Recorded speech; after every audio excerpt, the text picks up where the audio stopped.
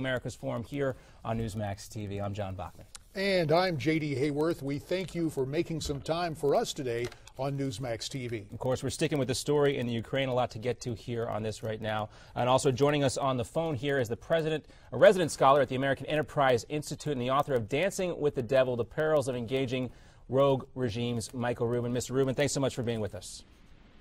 Hey, thanks for having me, John. All right, so Michael, has Russia moved past simple posturing now? Are we looking at something much bigger here? Well, indeed, but they've moved past posturing a long time ago. And we just had the Winter Olympics, and they were held just 30 miles away from Russian-occupied Georgia, and the international community said nothing. So certainly President Putin has concluded that he can get away with murder. And so this was the plan dating back to the first efforts by Putin to get the Olympics in Sochi? No, I wouldn't say that. It's just that Putin has recognized that the confluence of events work in his favor.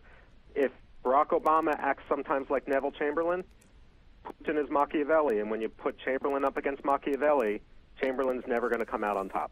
Yeah, we know what happens. History made the past prologue here. But, you know, we heard a great discussion here earlier in the show with former Congressman J.D. Hayworth and Alan West talking about the interplay between Russia and China right now. Does Russia have any real allies? Could they count on China if things change or move in that direction? Well, China's playing a double game here, too, because while Putin says that China has accepted his logic of protecting the Russian minority in the Crimea as a casus belli, Putin better watch himself, because in Eastern Siberia, which is very resource rich, there's an increasingly large Chinese minority, and Putin may have just handed China what it wants for an excuse down the road to make its own sort of land grab. All right, let's bring in J.D. Hayworth here, who's with us on a set. You know, we had that phone conversation with Putin and Obama. It lasted about 90 minutes. Maybe that was 85 minutes too long. Well, let's think about that, because, Michael, much was made in the wake of the Cuban Missile Crisis, the installation of a hotline between Washington and Moscow to have this one-on-one communication. But I have to tell you, I read with interest this so-called 90-minute phone call. What on earth do you think President Obama said to Mr. Putin? Well, President Obama's never been known for his concision.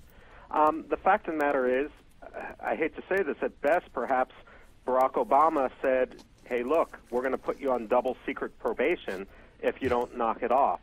Now, Putin has given a press conference in which he has stepped back. I wouldn't credit President Obama with that, because unfortunately what the pattern we see is that Putin will take 2 steps forward, 1 step back, and oftentimes it's that 1 step back which is enough to ruin the momentum of any Western action against him.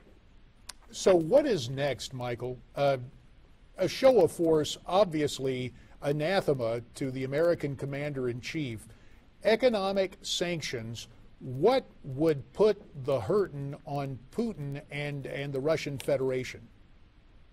Well, first of all, we need to recognize that what happens in Kiev doesn't stay in Kiev. And had we supported the Ukraine when Russian tanks rolled into Georgia, maybe we wouldn't be in this position today. So we need to ask some hard questions about whether we're willing to go forward and support Estonia, Latvia, and Lithuania. Estonia, of course, has a large Russian minority. Poland as well. Remember, Poland wanted an anti-ballistic missile system. They volunteered to host it, and President Obama undercut them because he threw them under the bus for the sake of a reset with Russia. Now, we can also sanction Putin, and that may hurt a little bit. Russians are starting to compare Putin to the late Soviet Premier Leonid Brezhnev simply because of the stagnation, but ultimately Putin doesn't care. He figures that if he can grab back a good portion of the former Soviet Union, then the Russian nationalists will thank him at the polls. Now, the economics of all this is very important. Those sanctions have been mentioned. They're on the table here. Michael, 2 questions here. What leverage does Putin have to respond to those sanctions? And also, we're looking at this $1 billion energy aid package for the Ukraine to help offset some of the help that the Ukraine normally gets from Russia when it comes to natural gas. Is that going to be even close to enough? That probably won't be close to enough. Ukraine, even before this started, needed about $15 billion in aid. That was the price that Putin offered to their president before doing a cut and switch and offering them only $2 billion. But, you know, bailing out the Ukraine is going to be a lot harder than bailing out Greece or Italy or Spain. Now, what leverage does Putin have? Number one is the gas pipelines.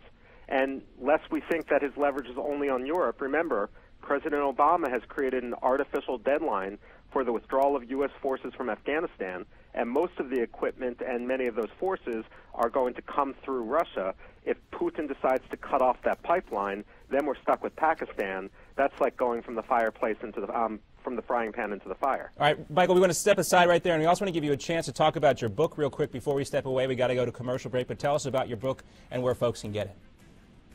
Okay, my book is Dancing with the Devil, The Perils of Engaging Rogue Regimes. It's a half-century of American diplomacy with rogue regimes and terrorist groups, and it explains why we, since the Truman administration, have failed with this sort of thing, and it's available on Amazon or wherever books are sold. And it provides a lot of great insight for what we're looking at right now. Michael Rubin, thanks so much for being with us with the AEI, the American Enterprise Institute. We'll be right back with more here on America's Forum after this.